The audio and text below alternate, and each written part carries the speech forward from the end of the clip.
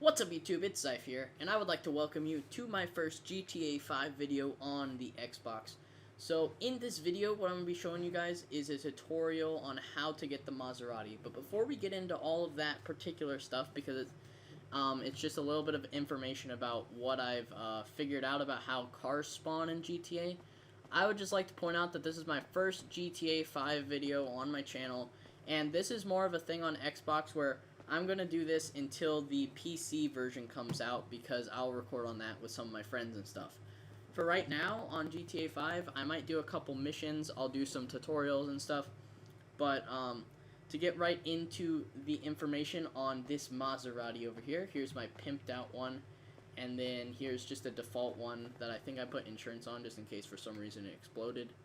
And then I used to have 4 or 3 more, but I either sold them to the custom shop or I gave them to a couple of my friends because they were wondering how to do it and I was showing them and stuff.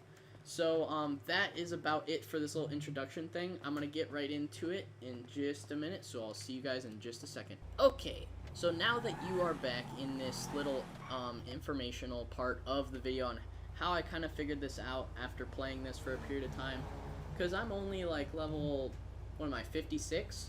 So I haven't been playing this for extremely long, but I've played it enough to where I know the basic mechanics of the way the game works.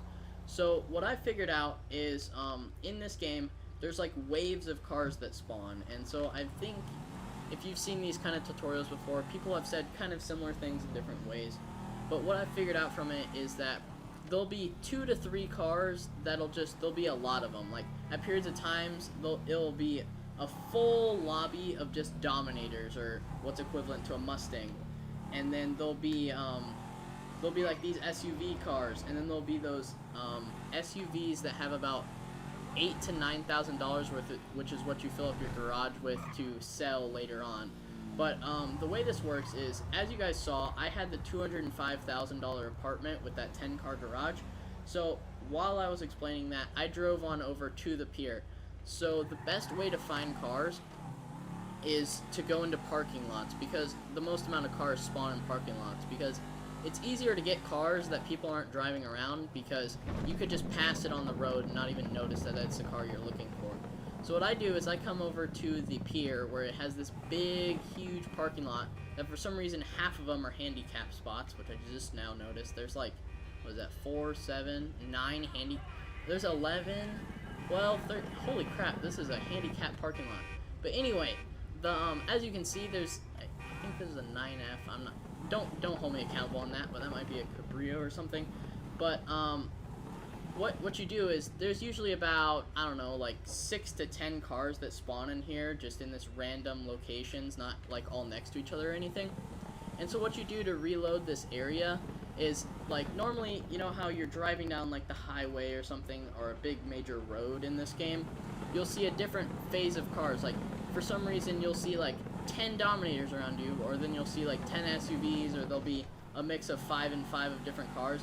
There's usually about 3 cars that are like taking over the lobby, like that's the most amount. So what you do to reset like that little end of the parking lot, from what I figured out, is you drive out of this thing, you wait a couple seconds, and then you go back in, and usually different cars will be in different spots.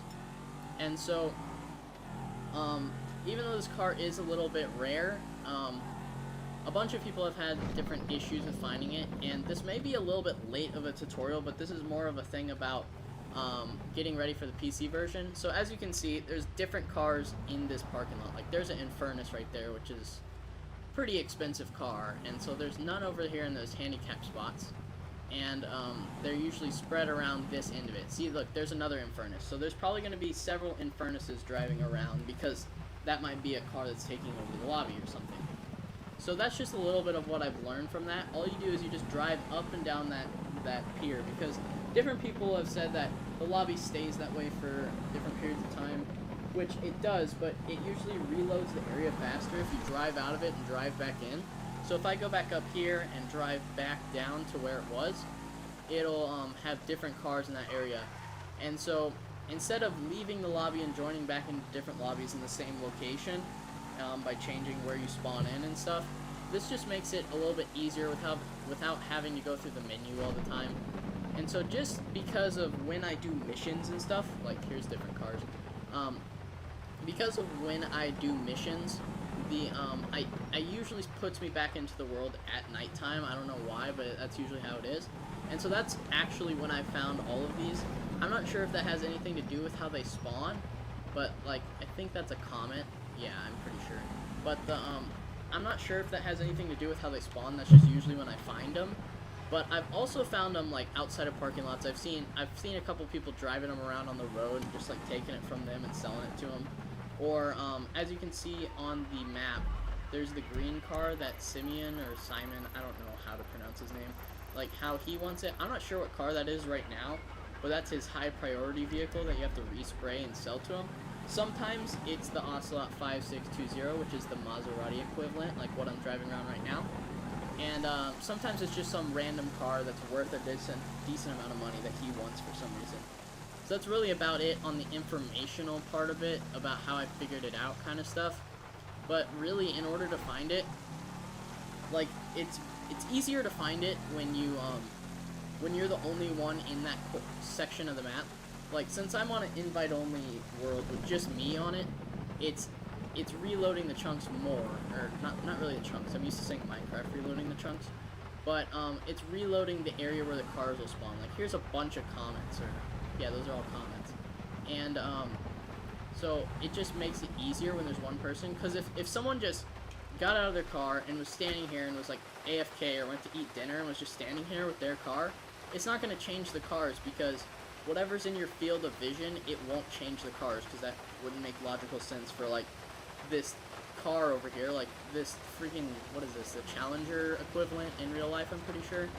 Like, if that just disappeared in front of your eyes, that wouldn't make sense. So, like, especially when you're on your phone going into contacts and you call your mechanic, like, he won't deliver me a car because I'm in my car right now. What you need, boss? But some wheels? Anyway, I can bring them around. Because why not? And, okay, I got so stuff to do. whenever you call your mechanic, he'll like spawn in your car, and like say someone online just blew up my car. Like, that's my car, and it just exploded, and I died and respawned in, and I need a car and don't want to steal it and get the police on me.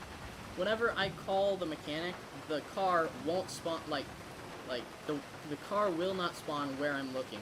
So it's easier to get a car to spawn near you if you're looking straight down, which I've figured out over time, or if you have your back to the road. Like, if you're standing along a major road and you're standing on the sidewalk and you have your back to where the car will park and stuff, that's how you can get it the closest to you. So that just proves that they're trying to make the game as realistic as possible, as you can probably tell by the intense amount of graphics in GTA 5. But that's really about it for how you find this. It's a lot of it is about luck on when they spawn in, because it's random on when the different cars become the major ones. So whenever you see a lobby, like, I'll pull up a chart on my computer, is what I usually do, and have a price list of what each car is worth.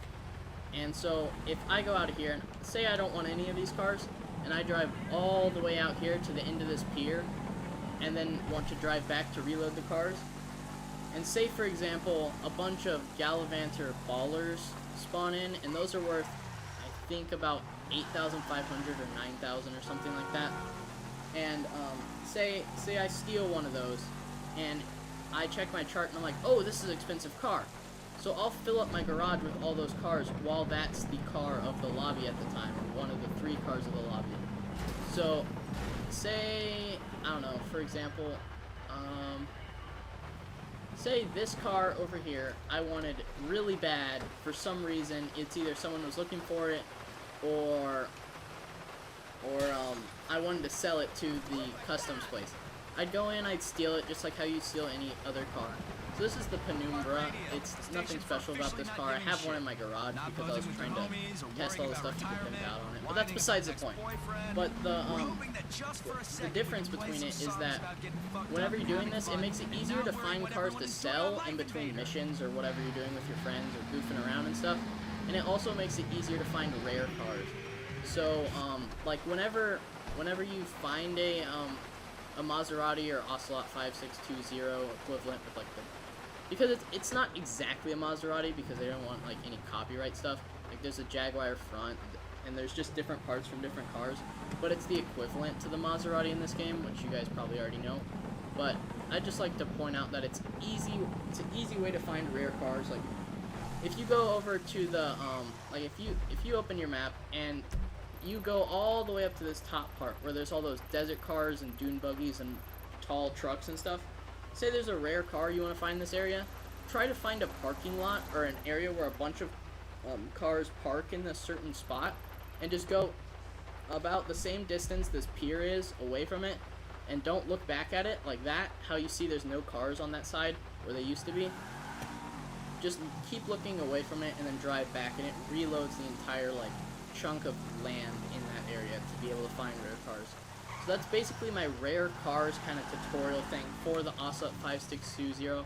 If you guys did enjoy this different kind of content on my channel, please tell me down below in the comments section and leave a like if it did help you and this did work for you. And if not, I will help you in the comments, and feel free to invite me to a game or something. I'll help you if you need anything along those lines.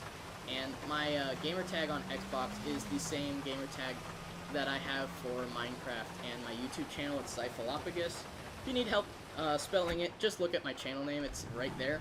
But besides that, hopefully you guys enjoyed, and if there's any questions, just leave them down in the comments below. But besides that, thank you guys for watching, and peace out. Bye.